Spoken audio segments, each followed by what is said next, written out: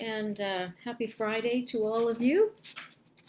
I just wanted to check in with you about some things that are happening at Westminster. So you may have received your email today. If you haven't checked it, there's a lot to read there, so I'll commend that to your attention for afterwards. But for now, I'll let you know that after a whole lot of work, the reopening committee and the board have arrived at a time where we can say we are resuming worship in the sanctuary as of next Sunday, September 27th. For this week, we will be broadcasting from the sanctuary and testing out how our live streaming capacity will work there. If it's not great on Sunday morning at 10, don't worry. Because it will also be recorded and therefore posted later on our Facebook and YouTube channel. So if at 10 o'clock on Sunday morning you turn to Facebook and you find either something glitchy or nothing at all, don't worry, worship is coming. One thing we are certain that we want to do is to accommodate everyone in our church community, whether in person or online or by mail.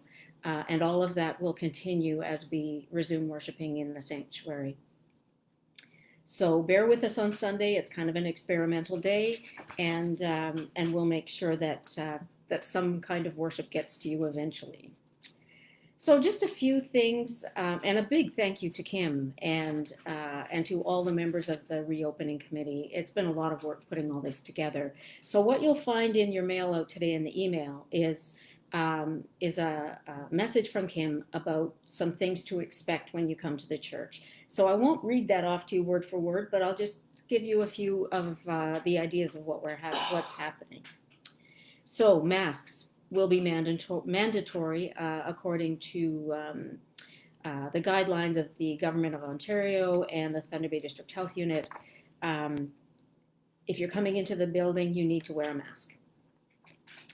Hands must be either sanitized or washed upon entry, and there will be hand sanitizer available and soap in the washroom right next to the door. Our seating is limited because of the size of our space and needing to be at 30% capacity with appropriate 2-meter distancing. So due to that limit of numbers, you will need to reserve your space in the sanctuary every week. So you can't just say, I'll be there the next month, every Sunday. Every single week, you need to phone, leave a message with the church office, either by email or phone. If you don't hear back from Tammy, that means you're good to go. She will only be contacting people after we've filled to capacity. So once you leave the message at the church, if you don't hear anything from her, you're good to go, and we'll see you on that Sunday morning. So there's more information about how to do that and how to arrange that with her in the document, but just so you know, that's where we're at.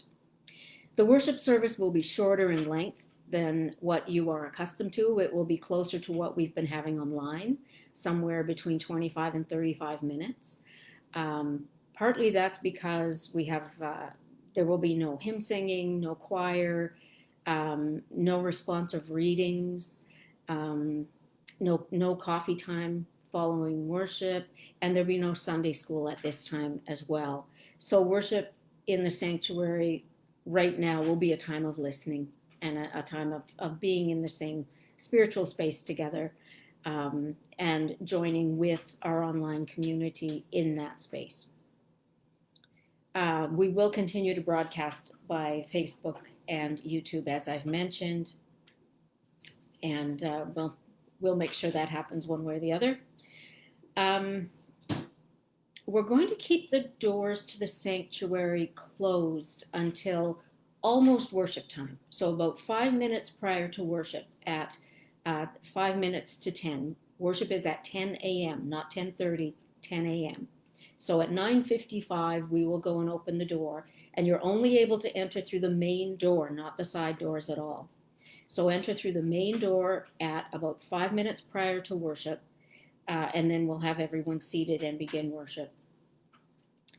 And again, after worship, it's going to be wonderful to see one another again, but let's be mindful of proper distancing.